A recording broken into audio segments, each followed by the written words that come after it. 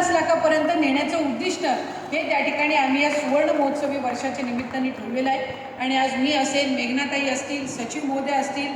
आमच्या MD असतील, आमच्या सगळ्यांचंच हे उद्दिष्ट आहे की ज्या पद्धतीनं महिला आम्हाला प्रतिसाद देत आहेत तशाच पद्धतीनं पुढे सुद्धा अधिकाधिक महिलांपर्यंत पोचणं आणि माविमचा हा जो आत्तापर्यंतचा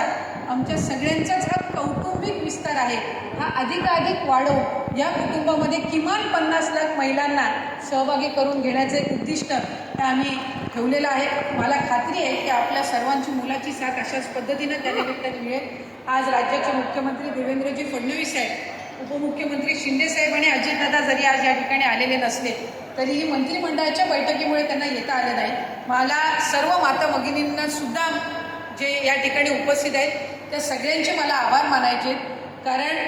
2 वाजता आपल्या कार्यक्रमाला खऱ्या अर्थानं सुरुवात झाली, 4:30 वाजता आपल्या उद्घाटनाचा कार्यक्रम होता, पण मंत्रिमंडळाची मीटिंग होती आणि त्यामुळे त्या बैठकीमुळे आम्ही सगळेच तिथे अडकून राहिलो। सभागृहामध्ये सुद्धा प्रश्न उत्तराचे तास सुरू होते,